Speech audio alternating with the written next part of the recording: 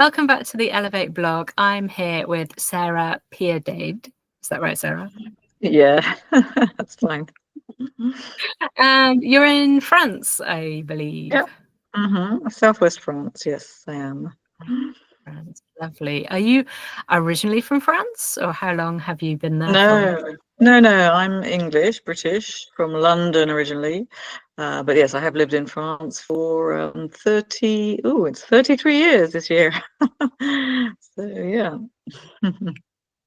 Long time. So you've been through the journey like English learners do. You've been through the journey of learning French. Yeah, I studied French actually at university in the UK, and then I had a year out in France for my third year. And as often seems to happen, I met my future husband and finished my studies, and then came back to France. Mm-hmm. Yeah, so I did study, but yeah, it's not the same. It certainly wasn't the same as you learn in the country, obviously, in a different way. Yeah, definitely. I see. Okay, so now you're an English teacher. What kind of who do you teach? What kind of lessons are you doing? Oh, mainly adults, yeah, only adults. In fact, I don't teach children. So adults and mainly professional people, some in companies, some in training centers. In France, they have quite a well-developed system where people who are working in companies, private companies, contribute kind of like a training fund. So they clock up a certain number of hours and money per year, and so they can use this for training, any kind of training, and yeah, that's often language training.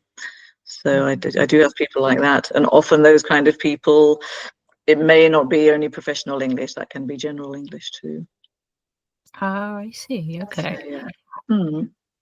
I was going to say, what kind of things are they looking for? Is it more business type of language? I'd say majority, yeah.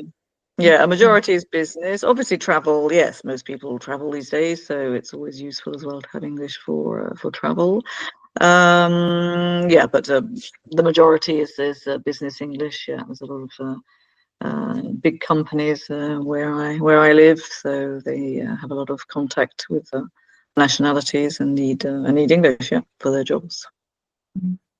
Yeah. I think that's like you were saying, studying at university, you think of it as a school subject, and then suddenly you go out into the world and you have to use it in real.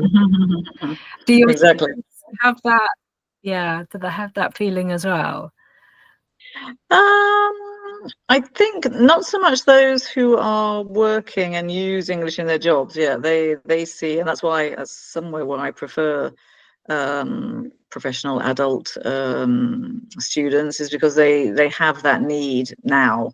You know, they see in what situations they need English, and so I generally find I can be much more precise in what I offer them. And they are too. They know exactly, as I need it for the telephone, I need it for meetings, I need it for presentations. And I must admit, yeah, I do find that easier. Often when I'm confronted with general English, I kind of think, oh, where do I start? There's so much stuff out there. I mean, where do you start? So yeah, it kind of narrows it down in a way, business English sometimes. Yeah, definitely. Do people think though it's a bit dry if they I need to study this kind of business stuff, but maybe that's a bit boring? No, I think I've found quite a lot of stuff. I try to make it, as lively as possible, and I often try and use kind of funny videos. I found a kind of series of YouTube videos where they they show like real video conferences or meetings, and I sometimes try to bring a bit of humor and make it as active as possible in the lessons. So I try not to make it dry. I don't think it's too dry. Definitely. Do you have any memorable moments or stories from your students who've made progress with you? Well, I often have, yes, particularly in business English, I often have students come back to me, a week after a particular lesson. They say, "Oh, wow, that last lesson was so useful because, yeah, this week I actually used that in a meeting, in a video conference. I had to give a presentation, and I remembered all the expressions you taught me and that we practiced." So yeah, that's really rewarding when people come back and do that. Yeah, just last week I had someone. I just started with some new people in the company, and I don't think it was planned, but one of my students had a kind of surprise visit from a German, I think it was actually a German contact, I can't remember who, but his manager suddenly kind of handed him the microphone. They were obviously in a kind of presentation situation, said, "Right, Thomas, can you present your department?" And the week before we had just done describing your department and, organization charts and that kind of thing. So yeah, he was really happy about that. That's good. Yeah, Oh, that was it's good, funny yeah. how that comes up. Yeah, when you practice. Yeah. No, Yeah. that is nice. Oh, and people who travel, I suppose, yeah, often when people have been on holiday somewhere and they've been in certain situations where they've had to use English, they obviously see the utility of it. Yeah, definitely. Okay, and how about yourself as a teacher? Why are you an English teacher? Why do you like doing this?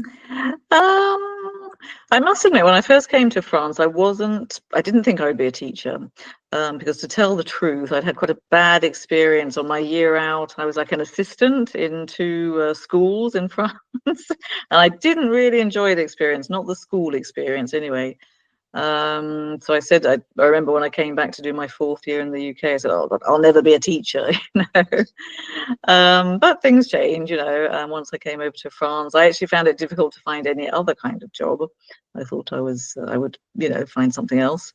But I think it was maybe a recession period. It wasn't a great period for finding work. And so I thought, well, maybe with adults, it'd be okay. So I actually went back to the UK and did a CELTA course, and then came back to France, and then started teaching at that point. And I started to enjoy it, a whole lot more with adults, and continued. I see. Is there anything that you particularly enjoy doing with your students? Any thing Um, that's really I do like, doing role play and simulations, and I regret a little bit at the moment in France because of this kind of training scheme that I told you about. And I think particularly after COVID too, the trend seems to have gone a lot more to one-to-one lessons. Everybody wants one-to-one lessons, and I do regret small groups. I have a few in some companies, but yeah, I do regret small groups because I think you can do a lot in small groups, and it's less intense sometimes for the learners because they can talk amongst themselves, do some pair work, do some role play too. And the onus is not all the time, not on them, for the whole hour and a half or however long the lesson is, which they find they can find quite intense and quite tiring. And just the dynamic, I like the dynamic of groups. You can do different things with groups, and it's much more logical to do role plays. I mean, how do you role play a meeting in a one-to-one lesson? It's very difficult. So I do like groups. It's not to say I don't like one-to-one lessons; they're fine. But that's one of my favorite things. Small groups, 4 or 5 people. It's great. Yes, definitely. I agree. I hope that people go back to groups because it's a very different feeling. And Yeah, definitely.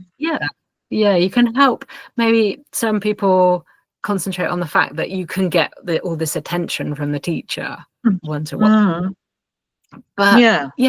it's not always a natural situation, like in meetings. No, exactly. No. And you can. I think one of the great things about working in groups is sometimes you'll have that information gap. It'll come up naturally between two learners. One might say something that the other doesn't understand, and so they have to use all that other language around, learning a language to try and comprehend each other, to understand each other. So I think that's a good exercise in itself. Yeah.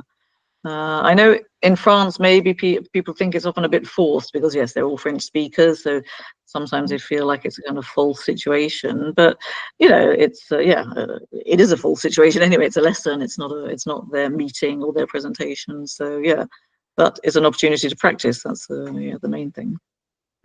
Definitely, and it's all good opportunities to Mm, practice. exactly. Yeah. Great. Well, thank you, Sarah. It was really great to talk to you today. Thank you. Thanks, Abby.